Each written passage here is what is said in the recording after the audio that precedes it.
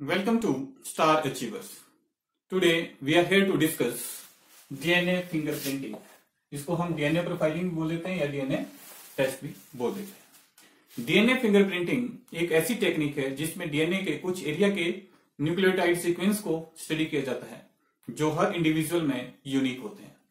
DNA fingerprinting से एक individual को दूसरे इंडिविजुअल से इजिली डिस्टिंग्विश किया जा सकता है, पर इसमें एक एक्सेप्शन है और वो रहेगी मोनोजाइगोटिक ट्विंस। कौन सी रहेगी?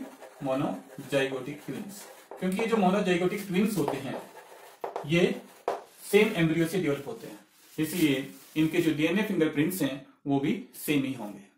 डीएनए फिंगरप्रिंट से बहुत से केस सॉल्व हो सकते हैं, जैसे murder, paternity test, rape case, और क्रिमिनल्स को उसके डीएनए फिंगरप्रिंट से आसानी से पकड़ा जा सकता है। डीएनए फिंगरप्रिंटिंग एक बेस्ट मेथड है क्रिमिनल्स को पकड़ने का। जैसा कि आप जानते होंगे कि जो स्किन फिंगरप्रिंट्स होते हैं उनको इजीली रिमूव किया जा सकता है। कैसे रिमूव कर सकते हैं हम? जो स्किन फिंगरप्रिंट्स है उनको सर्जरी से या एसिड बर्निंग से या किसी और मेथड से भी जो स्किन फिंगरप्रिंट्स है उनको चेंज किया जा सकता है। But there is no known method to change the DNA fingerprints. ये जो डीएनए फिंगरप्रिंट्स थे they were first discovered by sir Alex Jeffrey. किसने? Sir Alex Jeffrey. Sir Alex Jeffrey ने कब करा था इनको डिस्कवर? इन 1984, और इसको कोर्ट ने प्रूफ के तौर पे एक्सेप्टेंस दी थी 1986 में। सर एलेक्स जेफरी को क्या बोलते हैं हम? Father of DNA fingerprinting. तो फादर ऑफ डीएनए फिंगरप्रिंटिंग कौन है हमारे पास? Sir Alex Jeffrey, father of DNA fingerprinting. अब जो लालजी सिंह है, Lalji Singh is known as father of Indian DNA fingerprinting. Father of Indian DNA fingerprinting. जो इंडियन डीएनए फिंगरप्रिंटिंग के जो फादर रहेंगे वो कौन है? लालजी सिंह। की डेफिनेशंस के बारे में थोड़ा सा देख लेते हैं। अ लैबोरेटरी टेक्निक, पहली डेफिनेशन कर रहे हैं हम। A laboratory technique used to identify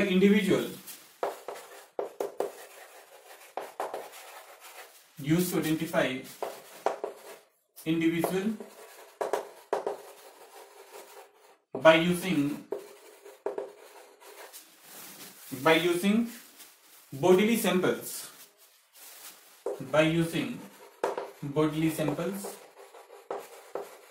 such as blood,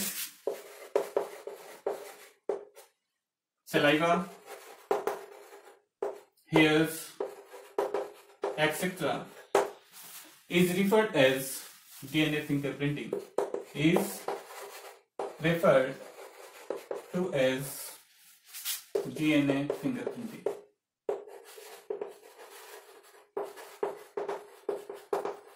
जो हमारे पास जो दूसरी डेफिनेशन है उसको हम कैसे कर सकते हैं? और DNA test use to establish a link और रिलेशन बिटवीन टू पर्सन या two individual by using STR या by analyzing their STR or VNTR is called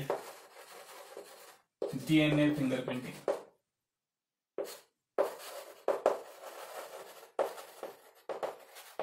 ये जो VNTR या STR ये क्या होते हैं? एसटीआर का मतलब क्या हुआ? स्मॉल टेंडम रिपीट्स, और वीएनटीआर का मतलब क्या है? Variable number tandem repeats. और ये किसमें मिलेंगे हम? वीएनटीआर किसमें मिलते हैं? ये मिलते हैं हमें मिनी सैटेलाइट में। किसमें मिलेंगे? Mini satellite. और ये जो एसटीआर हैं ये किसमें मिलेंगे हमें? माइक्रो सैटेलाइट में। अब ये जो मिनी सैटेलाइट या माइक्रो सैटेलाइट क्या होते हैं, इसको अब नेक्स्ट इसी में ही डिटेल में करेंगे, आगे समझेंगे इनको। एक डेफिनेशन और हम कर सकते हैं इसकी, लैब टेक्निक या लेबोरेटरी टेक्निक और केमिकल टेस्ट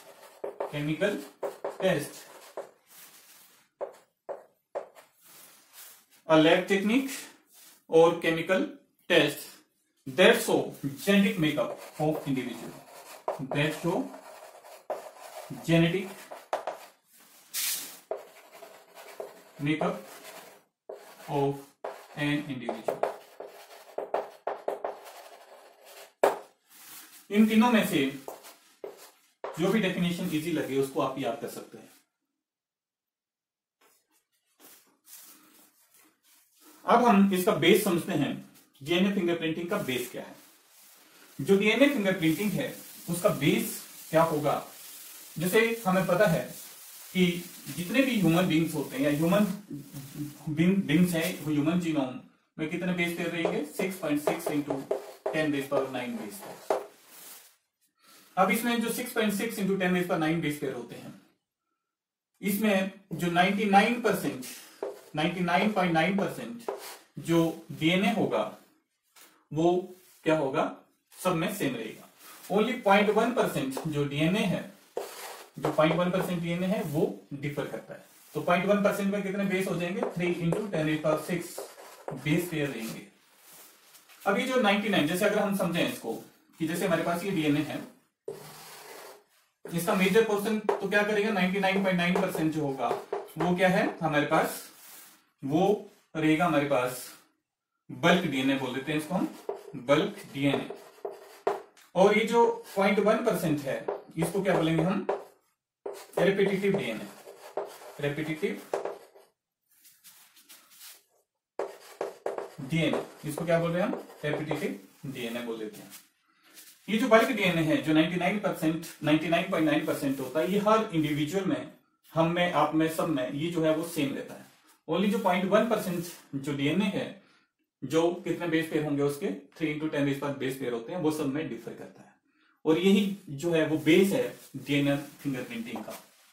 जो यहाँ पे ये जो डिफरेंस आ रहा है, इसी के ऊपर जो है डीएनए फिंगरप्रिंटिंग डिपेंड होती है। अब ये जो 99.9% डीएनए है, इसको क्या बोल देते हैं हम, नॉन कोडिंग। क्या है ये, नॉन कोडिंग डीएनए है। और ये जो 0.1% है, इसको क्या बोल देते हैं हम, कोडिंग डीएनए। अब ये जो नॉन कोडिंग डीएनए है, इसका काम क्या होता है, जो नॉन कोडिंग डीएनए है इसका काम क्या होता है, जीन एक्सप्रेशन को रेगुलेट करना। क्या काम है इसका, रेगुलेशन ऑफ जीन एक्सप्रेशन। जो जीन एक्सप्रेशन है उनको ये रेगुलेट करेगा, रेगुलेशन ऑफ जीन एक्सप्रेशन। अब ये जो कोडिंग डीएनए है या रिपीटेटिव डीएनए है, इसको हम क्या बोल देते हैं, सैटेलाइट डीएनए भी बोल देते हैं। क्या बोलेंगे इसको हम, सैटेलाइट डीएनए। क्या बोलेंगे इसको, सैटेलाइट डीएनए। जब हम डेंसिटी ग्रेडियंट सेंट्रीफ्यूगेशन करते हैं इनका, तो ये जो हमारे पास जो बल्क डीएनए है, it form major peak, and जो सैटेलाइट डीएनए है, इट फॉर्म माइनर पीक्स। अभी सैटेलाइट डीएनए जो होगा वो दो तरह का रहेगा हमारे पास है, वो इसको हम डिफरेंशिएट करते हैं। कैसे करेंगे, 3 तरह से इसको डिफरेंशिएट करते हैं, on the basis of base composition, base composition, दूसरा लेंथ ऑफ सेगमेंट, एंड तीसरा नंबर ऑफ रिपीटिव यूनिट। इनके ऊपर जो है, जो सैटेलाइट डीएनए है वो दो तरह का रहेगा। एक होगा मिनी माइक्रो सैटेलाइट, और दूसरा रहेगा हमारे पास मिनी सैटेलाइट। अब ये जो माइक्रो सैटेलाइट डीएनए है, इसमें जो बेस कंपोजिशन होगी वो एटी रिच एरिया इसमें ज्यादा रहेगा, एटी रिच होगी ये। और ये जो है मिनी सैटेलाइट, उसमें ये जीसी रिच एरिया होगा, इसमें वेनोसिन साइटोसिन रिच एरिया ज्यादा होगा। और जो लेंथ होगी सेगमेंट की, वो कितनी रहेगी, 1 to 6 बेस पेयर लॉन्ग। कितनी रहेगी माइक्रो सैटेलाइट की, 1 to 6 बेस पेयर लॉन्ग रहेगी लेंथ। और जो मिनी सैटेलाइट है उसकी कितनी रहेगी 10 to 60 बेस पेयर लॉन्ग रहेगी। ये कितनी रहेगी 10 to 60 बेस पेयर लॉन्ग होगी। और इसमें नंबर ऑफ रिपीटिव यूनिट, ये कितनी बार अपने आप को रिपीट करेगा 5 to 200 टाइम, 5 से 200 टाइम अपने आप को ये रिपीट कर सकता है। और ये जो मिनी सैटेलाइट है वो कितनी बार अपने आप को रिपीट कर सकता है 10 to 1000 टाइम, इसमें ये अपने आप को रिपीट कर सकता है।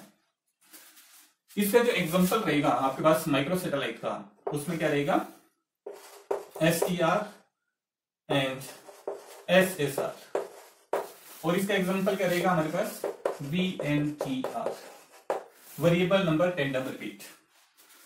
और STR का मतलब क्या हुआ स्मॉल टेंडम रिपीट, और SSR का मतलब क्या हुआ सिंपल सीक्वेंस रिपीट। जो हमारे प्लस 2 के सिलेबस में है, जो डीएनए फिंगरप्रिंटिंग है वो VNTR के ऊपर बेस्ड है, STR के ऊपर नहीं है, न ही SSR के ऊपर है। तो हम STR और VNTR से भी डीएनए फिंगरप्रिंटिंग कर सकते हैं। इसके 2-3 मेथड हैं जिससे हम डीएनए प्रोफाइलिंग करते हैं, और हम प्लस 2 में कौन से करेंगे VNTR की करेंगे। अब हम बात करें स्टेप्स इन डीएनए फिंगरप्रिंटिंग। जो डीएनए फिंगरप्रिंटिंग का जो स्टेप है उनको समझने से पहले हम एक सिचुएशन यहां पे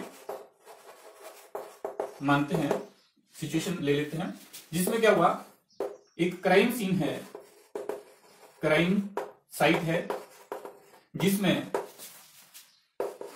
मर्डर हुआ। उस साइट पे क्या है मर्डर। अब इस साइट के ऊपर हमने क्या करा, सैंपल कलेक्ट करने होते हैं। सैंपल कलेक्ट करें, सैंपल सपोज सैंपल हमने लिया ब्लड का, कि वहां पे ब्लड सैंपल हमें मिले, ब्लड वहां पे था।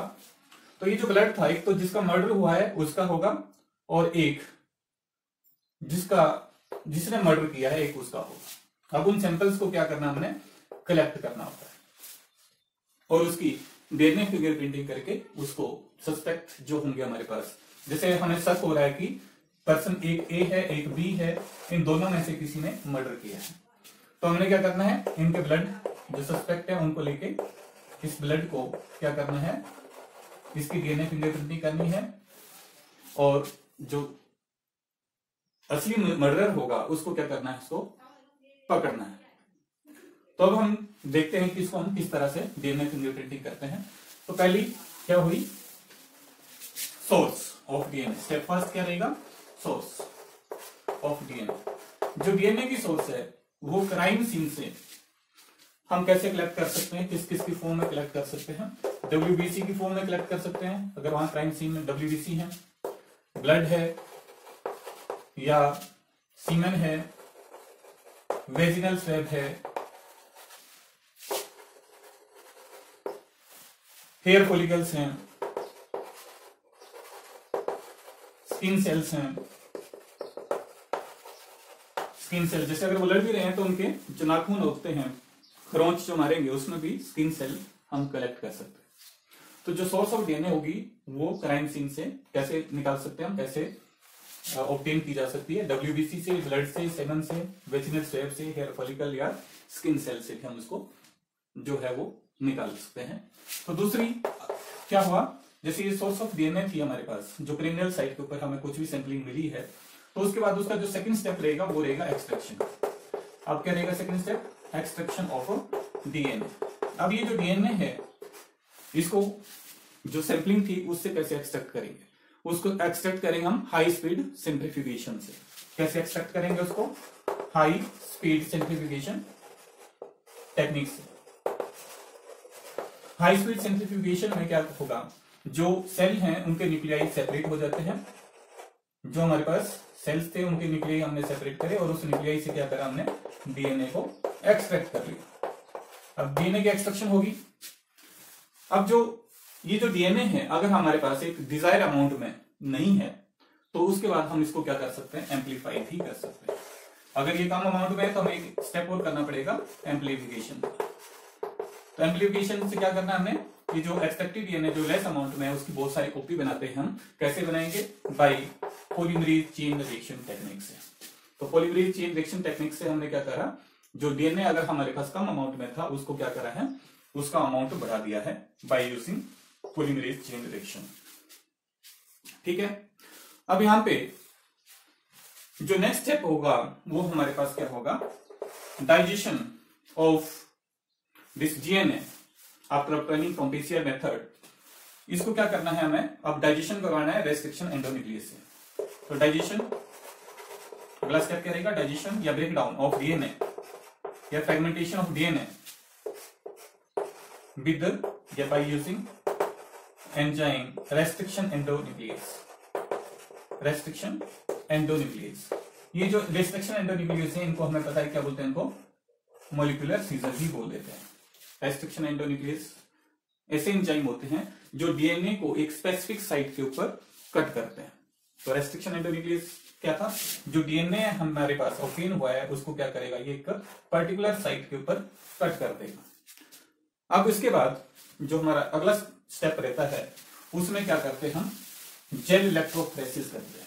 अब ये जो स्टैंड बने हैं हमारे पास, जो रेस्ट्रिक्शन एंडोन्यूक्लियस ने जिसको कट कर दिया था उनको हम VNTR भी बोल देंगे, और इन VNTR की सेपरेशन की जाएगी बाय यूजिंग जेल इलेक्ट्रोफोरेसिस। कैसे करेंगे हम, जेल इलेक्ट्रोफोरेसिस। अब ये जो जेल इलेक्ट्रोफोरेसिस है, एग्रोज जेल यूज करते हैं इसमें, एग्रोज जेल इलेक्ट्रोफोरेसिस भी बोल सकते हैं। अब इसको कैसे किया जाता है एग्रोज जेल इलेक्ट्रोफोरेसिस को, तो हमने जैसे जो एग्जांपल कंसीडर करा था, यहाँ पे ये प्लेट है, इसको क्या करा हमने, यहाँ पे सैंपल जो हमारे पास कलेक्ट हुए थे, हमने यहाँ पे 3 सैंपल ले लिए। एक तो मर्डरर का था, जिसने मर्डर किया था, हमने तो वही डीएनए जो हमारे पास क्राइम सीन से था उसको लिया है। सस्पेक्ट ले लिया हमने, एक ए ले लिया, एक बी ले लिया, जिसका ये ब्लड हो सकता है, जो फर्स्ट पॉइंट पे है। अब इसमें हमने क्या करा, ये जो प्लेट है इसमें हमने पॉजिटिव नेगेटिव चार्ज या वायर से बैटरी के साथ जोड़ दिया इसको, तो ये नेगेटिव है सपोज और ये पॉजिटिव है। हमें पता है कि जो डीएनए होता है वो नेगेटिव होता है, तो वो पॉजिटिव की तरफ मूव करेगा। इसमें नंबरिंग कर दी मैंने 1 2 3 4 5 या 6 जो भी है नंबरिंग है। अब इसको क्या बोलेंगे हम, कैथोड, और इसको क्या बोल रहे हैं हम, एनोड। अब हमने इसमें जो VNTR थे जो हमारे पास डाइजेशन के बाद जो रेस्ट्रिक्शन एंडोन्यूक्लियस जो डाले थे जिसने डीएनए के फ्रेगमेंट्स कर दिए, इनको हमने VNTR बोल दिया। अब इन सैंपल्स को, इसको VNTR को हमने कहां डाला, एक तो जो मर्डर है उसका सैंपल यहां डाल दिया हमने ब्लड का, डीएनए का, और जो सस्पेक्ट है उसका एक का यहां डाला है, एक का यहां पे डाला है। जब हम इसको क्या करते हैं,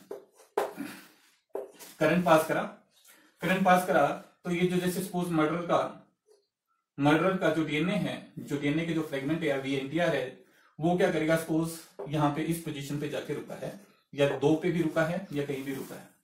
ए का रुका है सपोज 4th पे और एक 5th पे, बी का रुका है 1 पे और 2 पे। ये चीज हमें अभी दिखती नहीं है। जब हम क्या कर रहे हैं, जेल इलेक्ट्रोफोरेसिस में जो एग्रोस जेल है उसका यूज करके इन डीएनए जो फ्रेगमेंट्स हैं उनको क्या करते हैं, सेपरेशन की जाती है। तो इसमें जेल इलेक्ट्रोफोरेसिस में जो डीएनए फ्रेगमेंट है उनको सेपरेट किया जा रहा है।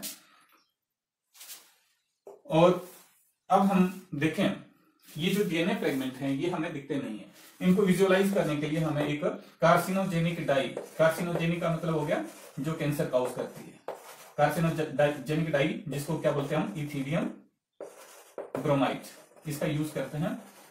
ये जो इथीलियम ब्रोमाइड है, अगर इसमें यूवी रेडिएशन पास की जाए तो ये चमकती है, तो यहां फ्रेगमेंट हमें चमकते हुए दिख जाएंगे। ये जो डीएनए स्ट्रैंड है, जब ये सेपरेशन हुई है, इनको क्या बोल देते हैं हम, RFLP भी बोल देते हैं। RFLP का मतलब क्या होगा, रेस्ट्रिक्शन फ्रेगमेंट लेंथ पॉलीमॉर्फिज्म। अब इसके बाद हम क्या कर रहे हैं, इसमें एल्कालीन सॉल्यूशन डालेंगे। अब ये जो एल्कालीन सॉल्यूशन है वो क्या करता है, जो डीएनए हमारे पास जो है वो डबल स्ट्रैंडेड होता है, तो ये इसको किस में कन्वर्ट कर दे रहा है, सिंगल स्ट्रैंड में कन्वर्ट कर देता है।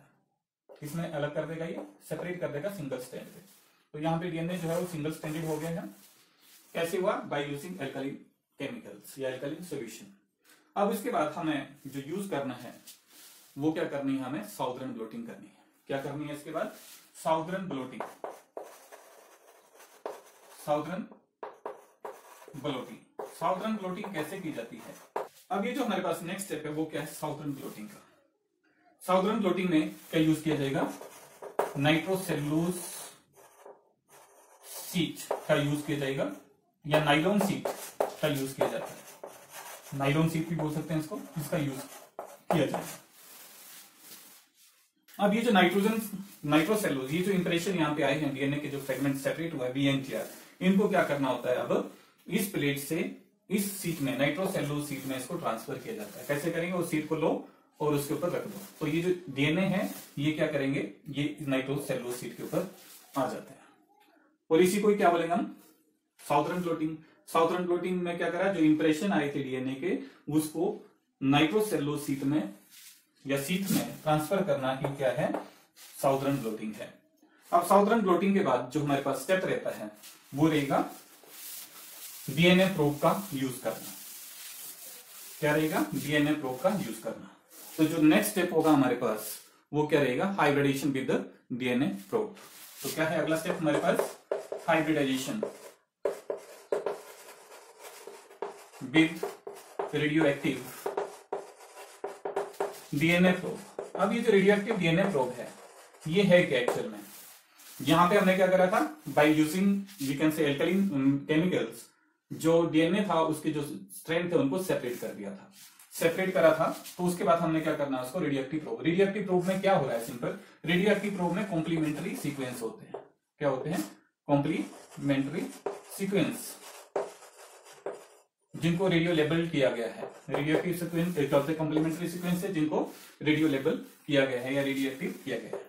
अब इसको जो नाइलॉन शीट थी हमारे पास उसके ऊपर इस रेडियो एक्टिव प्रोब को छोड़ दिया जाता है। अब यहाँ पे कॉम्प्लीमेंट्री सीक्वेंस है, जैसे हमारे पास कोई भी है, जैसे इसमें AT, GC या CG ये सीक्वेंस है, तो हमें पता है VNTR यूज कर रहे हैं। VNTR में ये 10 तक हो सकते हैं रेपिटेशन, एक बेस जो है वो 10 तक रहेगा।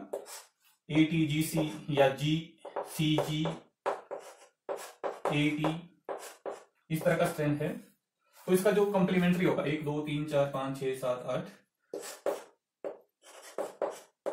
8 में 10 हो गया। तो इसका जो रेडियो एक्टिव प्रोब होगा उसका कॉम्प्लीमेंट्री क्या होगा, ये कितनी बार रिपीट करेंगे वो चीज हमने यहाँ पे स्टडी करनी होती है। तो इसका जो प्रोब होगा वो क्या रहेगा, ए के साथ क्या जुड़ेगा, T, यहाँ पे A, G, C, G, C, T, A, T, G, इस तरह से प्रोब होगी हमारे पास। वो क्या करेगी, जो नाइलॉन शीट थी वहां पे इसको प्रोब को, ये प्रोब है, ये उसका ये डीएनए है, प्रोब में कॉम्प्लीमेंट्री सीक्वेंस है, ये रेडियो लेबल है, इसको उसके ऊपर छोड़ देंगे नाइलॉन शीट के ऊपर, तो ये क्या करेगा, कॉम्प्लीमेंट्री सीक्वेंस वहां पे जाके चिपका जाता है। जब हम इसकी जो लास्ट स्टेप में क्या करेंगे, लास्ट स्टेप में इसको क्या करेंगे, एक्सरे या रेडियोग्राफी करेंगे, इसकी रेडियोग्राफी में क्या होगा, जब हम उसमें एक्सरेज जो है उसको एक्सरेज को इसमें डालेंगे तो क्या होगा, वहां पे जहां पे ये प्रोब जुड़ी हुई है यहाँ पे ये बैंड देगी, डार्क बैंड देती है, और उन इंप्रेशंस को क्या किया जाएगा, डीएनए फिंगरप्रिंटिंग के ऊपर उसको मैच किया जाता है, और वहां पे उसका वी कैन से जो सस्पेक्ट है या मर्डरर है उसको फाइंड आउट कर सकते हैं। जैसे हम यहाँ पे बात कर लें कि हमारे पास क्या था, ये नाइलॉन शीट है, अब यहाँ पे जेल इलेक्ट्रोफोरेसिस नहीं है, यहाँ पे नाइलॉन शीट की बात करें, जिससे हमारे पास ये मर्डर का सैंपल था जो कहां पे 1 और 2 के ऊपर जाके रुक रहा है, और यहाँ पे ए का जो था 4 5 के ऊपर रुक रहा है, बी का भी कहां पे रुक रहा है 1 2 पे जाके, तो इसका मतलब जो मर्डर होगा वो कौन होगा, बी। तो ये सिंपल है प्रोसेस। तो इसको हम अलग तरह से इस तरह से भी समझ सकते हैं कि हमारे पास जो सैंपल है क्राइम सीन से, जैसे हमारे पास यहाँ पे जो प्लेट जो फिल्म बनी है रेडियोग्राफी से, वो इस तरह से है, जैसे हमारे पास जो मर्डर है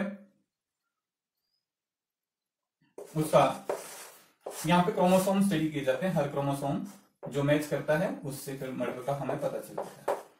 ये क्रोमोसोम पैटर्न है सपोज, या इसको हम मर्डर को हम ऐसे ले लें कि उसका जो हमारे पास जो डीएनए फिंगरप्रिंटिंग है वो इस तरह से आ रही है, क्रोमोसोम पैटर्न इस तरह से है, और यहाँ पे जो ए था या एक बी है उसका क्रोमोसोम पैटर्न भी ए का कैसे आ रहा है, अलग तरह से शो कर सकते हैं हम इसको, और यहाँ पे जो बी है उसका भी क्रोमोसोम पैटर्न सेम आ रहा हो तो इसका मतलब बी जो है वो क्या है, मर्डर करा हुआ है।